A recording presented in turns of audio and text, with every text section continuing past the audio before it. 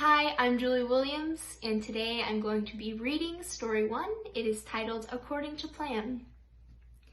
It's 12 a.m. and all is well. We have friends and family sending us off with endless goodbye hugs and prayers. I am ready for this trip. I am going to Puerto Rico. Our plan is perfect, but just in case, we're leaving a few hours early for some wiggle room, for sightseeing. It's time to leave, and I'm loading into a bus full of my closest friends. This will be the best trip ever. We are driving from Southern Illinois down to Fort Lauderdale, Florida. From there, we will board a plane to San Juan, Puerto Rico. I am ready for this. It's an 18-hour ride for my youth group, and we are all ready for the long haul, hoping the ride isn't a repeat from the year before. I have brought all the car ride essentials to keep myself occupied. We start off the ride with our pillows. It is 1 a.m. after all. However, I'm not one of those people who can sleep on car rides. I'm restless. I end up playing on my phone or chatting with the singular non-sleeping person until the sun rises. The trip is going smoothly, and we've made only a few pit stops. We've ensued at least 2 games of Truth or Dare, and only learned that 90% of my youth group is willing to do anything in the name of that silly game. We were expected to arrive at the airport around 4 a.m., and we've still got hours left of daylight to burn. So far, this has been a boring, eventless ride, and that's exactly what we wanted. I can finally sleep, and I'm knocked out cold for a couple of hours. How blissful sweet sleep is when you've been deprived from its glorious nature. What a terrible thing to be awakened by a harsh beeping, which is exactly what happened to me.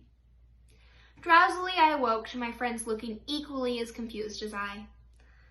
I asked around for my mother, who seemed to be nowhere in sight. I was worried sick. What had happened to her? I changed my focus to this ruckus beeping, which separated me from my precious sleep. I decided to get up and get some answers, like any person would, when I stepped on my mom. She was sleeping on the floor. We went for answers together. Turns out our bus had burst a pipe, and we were not going anywhere. That was great. It's 3 a.m. We have 25 teenagers stranded on the side of the road. Our bladders are full. We're hungry, and all we want to do is make our flight. Our first call is the local churches, and not one church has a bus that we can borrow. Next, we call towing companies, and we strike out there. Finally, we decide to get out of the bus, and that was something that we could do right. So now, there's 25 teenagers and their luggage on the side of the road. To us, that meant, let the adults figure out, and we can go absolutely crazy. We eat entire packages of cookies. We have makeshift porta potties, and Will keeps running around in the middle of the road. Nothing is going according to plan. It's 5 a.m., and now we have a new plan. Let's make multiple trips to the airport with the minivan that we brought with us. I am squeezed into the first group to endure the most uncomfortable ride of my life. On my way to that airport, I realized how little control I had over my life. Even though I plan out everything, it can all change within a moment's notice. Our bus broke down. No one came to our rescue. My youth pastor pulled out almost all of the little hair that he had left, and the police were called. Yet, God had control the whole time. Turns out, our plan was a bust, and the itinerary we made was incredibly wrong.